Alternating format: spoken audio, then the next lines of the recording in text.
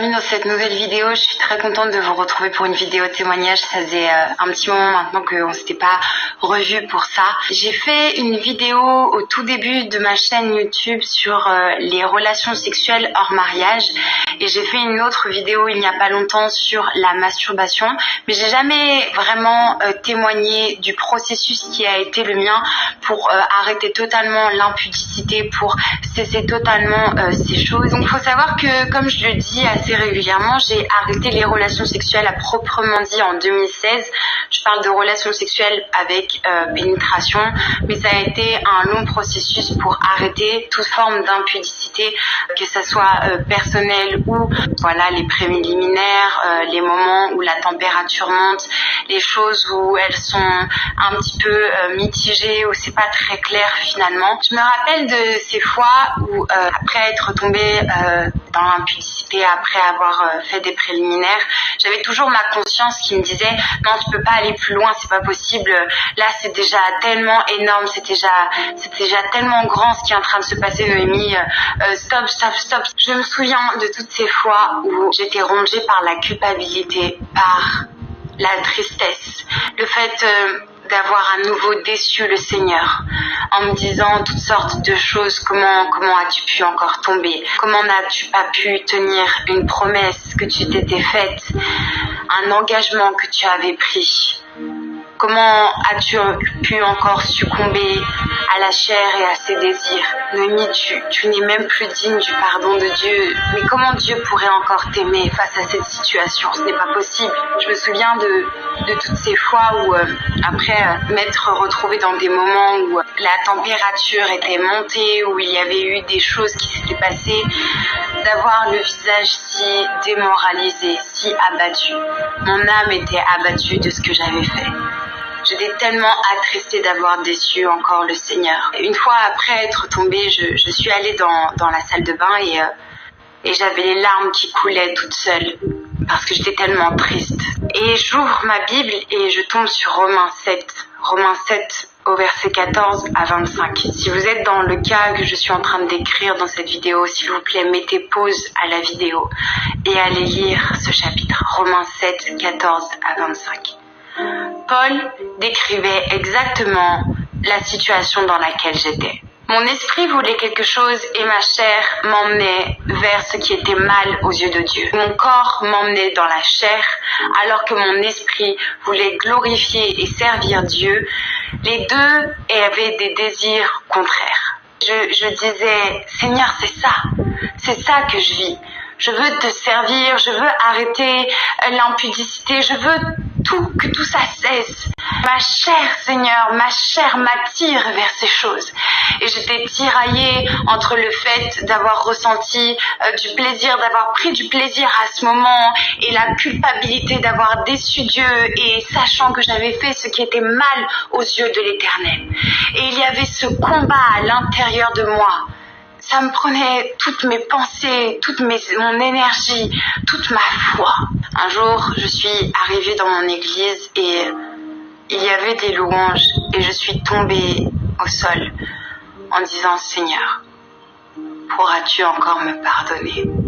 Et d'un cœur sincère, je lui disais « Je sais que je t'ai déjà demandé pardon sur ça. Je sais, mais ce que je veux, c'est avancer. Je ne veux plus reculer. Seigneur, aide-moi à avancer maintenant. » Et il y a eu comme cette révélation au-dedans de moi. Je ne devais plus me laisser emporter par le poids de la culpabilité, mais je devais me repentir, demander pardon et changer de direction. Prendre des décisions qui allaient peut-être me faire mal, qui étaient contraires au désir de ma chair, mais qui étaient pour le bien de mon esprit. Se repentir, c'est se détourner, changer de direction, reconnaître ses péchés, éprouver du remords. 2 Corinthiens 7 au verset 10 nous dit « En effet, la tristesse selon Dieu produit une repentance à salut dont on ne se repent jamais, tandis que la tristesse du monde produit la mort. » Et lorsque j'étais par terre et que j'étais mal, c'est comme si le Seigneur me disait « Ta tristesse doit produire une repentance qui est à salut. Et non t'enfermer dans ta tristesse, te morfondre, t'accabler par la culpabilité et abandonner la foi, abandonner toute chose de l'esprit. Alors voilà, se repentir, c'est dire et admettre ce que l'on a fait. Il faut regretter ce que l'on a fait. Ce n'est pas seulement « Oh, j'ai péché, mais je demanderai pardon à Dieu et Dieu me pardonnera ». Il faut d'un cœur sincère regretter ce que l'on a fait. Il faut croire au pardon parce que dans 1 Jean 1, 9, la Bible dit « Si vous confessez vos péchés, il est fidèle et juste pour vous les pardonner ». Hébreux 8, au verset 12 nous dit « Parce que je pardonnerai leurs iniquités et que je ne me souviendrai plus de leurs péchés ». Et c'est l'Éternel qui dit ça. Il faut aller de l'avant. Oui, tu es tombé. Oui, tu éprouves des remords, tu as confessé ton péché. Mais il est important que tu fasses les bonnes choses pour demain. Tant que tu es en vie, c'est une occasion qui t'est donnée pour faire mieux qu'hier. Alors, lève-toi et va de l'avant.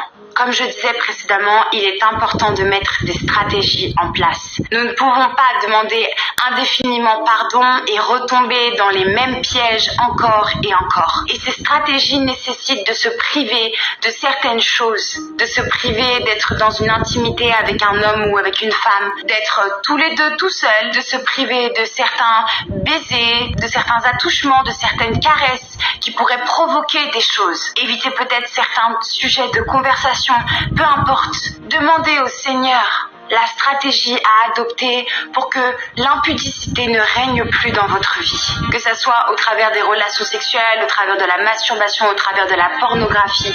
Il est important, mes amis, que nous mettions en place des stratégies pour ne plus donner l'occasion à notre chair ou au diable de nous tenter et que nous tombions. Crois fermement que si tu confesses tes péchés, le Seigneur est juste et fidèle pour les pardonner. Mais relève-toi également après cela.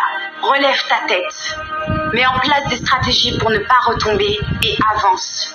Si tu continues à faire les mêmes choses, tu retomberas.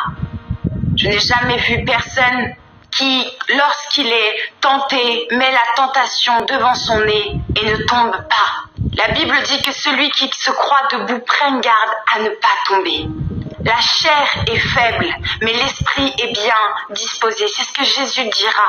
Alléluia. Je sais la culpabilité et la tristesse que l'on peut ressentir.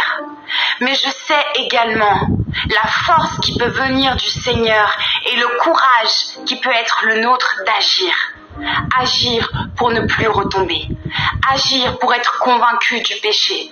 Agir pour fuir l'impudicité. Parce que nous servons un Dieu saint. Et il est temps, mes amis, que nous soyons des sanctifiés par le Seigneur. Oui, peut-être que le monde vous prêche des choses. Peut-être que le monde vous dit que c'est bien. Vous apprenez à vous connaître. Vous apprenez à connaître votre corps, votre partenaire. Mais nous connaissons la parole de Dieu.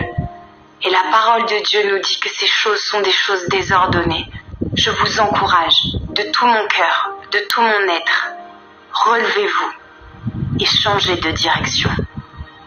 Repentez-vous d'un cœur sincère et croyez fermement au pardon du Seigneur, car sa main n'est pas trop courte pour nous sauver.